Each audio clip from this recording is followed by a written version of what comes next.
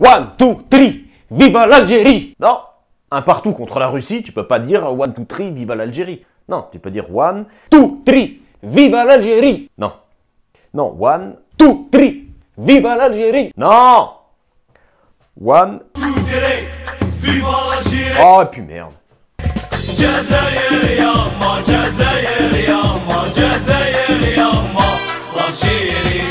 Alors j'aimerais juste revenir sur la qualification de l'Algérie en 8e de finale.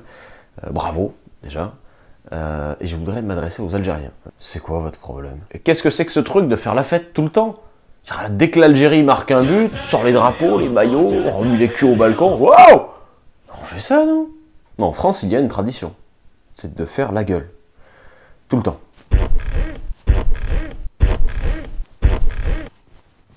Alors du coup, nous, quand on voit des gens heureux, ça nous agresse. Attention, hein, on sait faire la fête.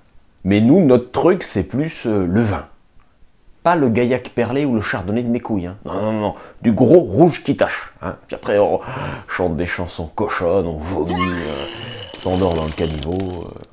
C'est le pays de la littérature. Hein. Et aussi le pays des droits de l'homme. Un pays qui vous a tout donné. Tout, tout. Il vous a d'abord tout pris, mais ensuite, il vous a tout donné. Hein, du travail, des logements décents, l'ascenseur social, il a marché, hein. Faut pas dire le contraire.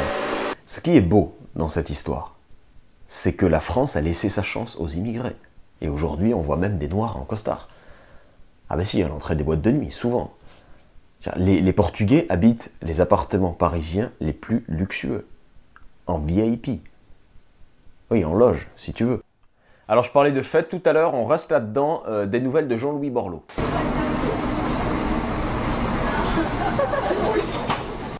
Ça va. Alors sans transition maintenant, les ventes de pilules contraceptives chutent de 60%. On sait ce que ça veut dire, hein. Oui, sans doute que certaines espèrent se faire engrosser en vue de toucher une pension alimentaire. Sortons couverts. Faux nom, faux numéro. Et n'ayez pas honte de lui mentir, il y a de grandes chances pour qu'elle ait simulé la nuit dernière. Grève des cheminots, c'est terminé. C'est-à-dire que si maintenant le train arrive en retard, c'est normal. Non, ils déconnent les mecs, putain. Moi, une fois, je prenais le train, je partais en week-end. Il est arrivé tellement en retard, mais tellement en retard, j'ai raté le retour. Et maintenant, des nouvelles de François Hollande, ça y est, il a réparé son scooter. À ce propos, j'ai un scoop. Julie Gaillet serait très souvent à l'Élysée. Non mais vous vous rendez compte de la vie des artistes, hein? Obligé de garder des vieux là pour arrondir les fins de mois. Il faut partager la vie d'un tel homme, hein? Un mec dont tu sens qu'il a toutes les qualités requises pour obtenir un PMU en Corrèze. Il est devenu président de la République. Qu'est-ce qui s'est passé? On a viré Sarkozy, on était contents, hein? Du coup on a fêté ça à la française. Et le lendemain matin, oh putain de merde, on a élu François Hollande. Oh la gueule de bois.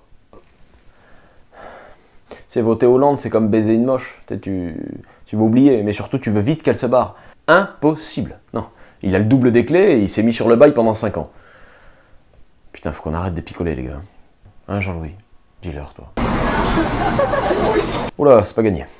Bon, d'ici là, portez-vous bien. Hein. Moi, de mon côté, je garde un œil sur l'actu. Vous, changez rien. Juste un petit truc, tout petit truc. Hein. Abonnez-vous à la chaîne YouTube. Hein. Je vais pas le répéter à chaque fois non plus. Voilà, faites-le. Et un merci tout spécial pour la petite Caroline qui m'a bien aidé pour le tournage. Merci. Merci beaucoup. Je peux rien faire avec toi, hein. Tends-moi ses jambes. Voilà. 1, 2, 3, Peter, Paul and